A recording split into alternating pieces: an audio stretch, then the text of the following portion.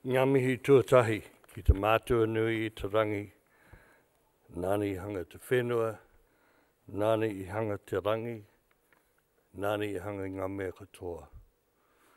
He honore, he kororia ki te atua, I tēnei ata. Mō te mihi ki a hau, ki te whānau e huhui mai nei, tēnā koutou, tēnā koutou, tēnā koutou katoa.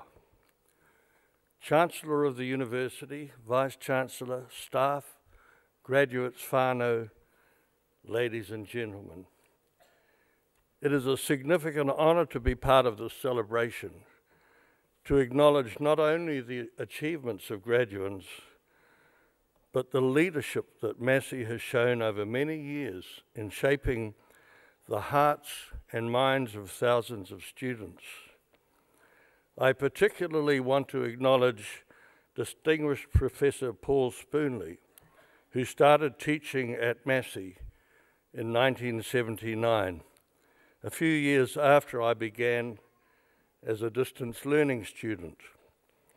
Paul recently asked this question of his students: what does it mean to be a New Zealander in the 21st century? He then continued, the question is the same as in the 1970s and the 80s, but the answer is going to be different. I came to Massey in 1974, seeking the answer to that very question. As a senior sergeant of police and Māori, I found myself caught between the competing factions of the decade on such issues as race relations, the anti-war movement, Māori development, and women's rights. It was a decade of active listening, debate, reflection, and the occasional sound of a penny dropping. In 1983, I decided to take a final paper in women's studies. Along with many other New Zealand males, I had ignored the growth of the feminist movement, and in particular the efforts of women liberationists, who over the previous decade had struggled to change the position of women in society. When I attended the compulsory on-campus workshop, I made two important discoveries. The first was that in a class of 68 students, I was the only male.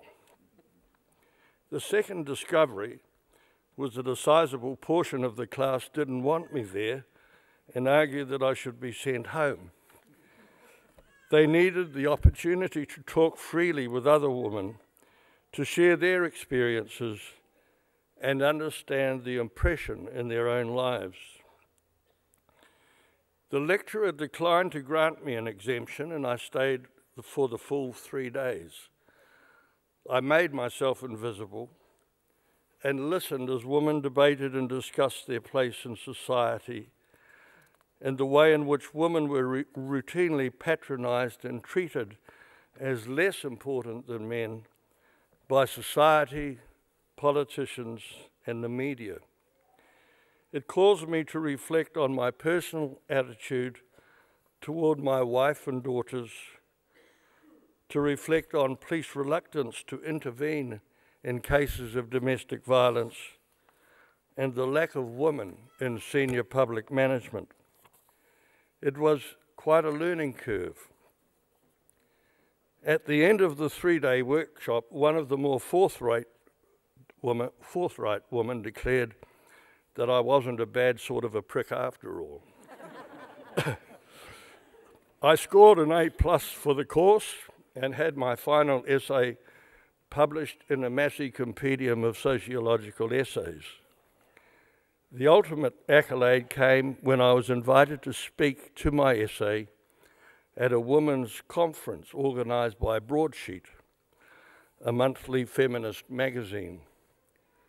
The invitation was subsequently withdrawn when it was discovered that Kim Workman was a male. But those were the times. The experience taught me two things. First, we need opportunity and space to talk within our own communities of interest, to raise consciousness and plan for challenge and change. Second, that we need to create places to listen to communities of the other in order to constantly challenge our own attitudes. So often, social policy is formed in the absence of external dialogue. No government in the last 30 years has, in developing criminal justice policy, seen fit to consult with prisoners.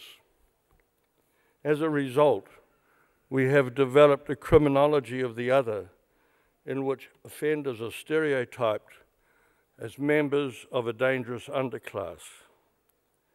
When we do engage with others from other groups, miracles occur. Last year, I took part in a series of conversations within the mongrel mob about gender awareness. A couple of months later, I witnessed a modern miracle. I was shopping at Countdown and came upon a leader of the mob pushing a shopping basket with a mokopuna in tow. Mobsters don't shop. That is for women. I couldn't resist it and said to him, "Tama, you're shopping." He replied, somewhat embarrassed, "Mātua, anything women can do, men can do better." I responded, "But you're at Countdown. Your whānau usually shop at Pack and Save." He proudly produced his iPhone. But I have this app. It tells me where the bargains are.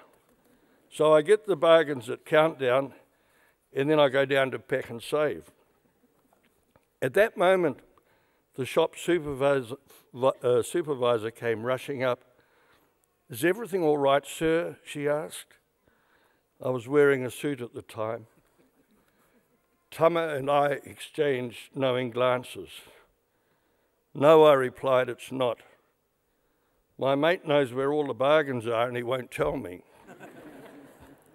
At that, we both cracked up, and the supervisor hastily retreated, not understanding that we belonged to the same group. Is there a message in all this?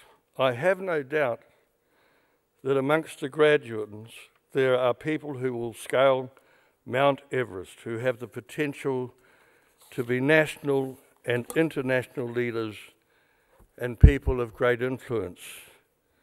But we all have the capacity to lead, and if we choose to do so, there is a cost.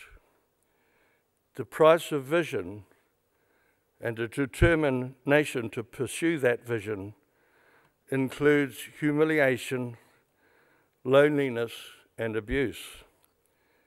The reward, however, is that if you persist for long enough, you have the potential to transform. You may never see a nation fully restored, but from your own mountaintop, situated in your own community, you will have pointed the way for others. Just imagine the collective impact of each of us here today sought to change the way our community thinks and behaves. Imagine a nation in which strength is defined not simply by the capacity to engage in political and civil conflict, but by a determination to forge peace, a land in which all might can come together in a spirit of unity. It is this different, a better place that beckons us. We will find it not across distant hills or within some hidden valley, but somewhere within our own hearts. Kia ora tātou.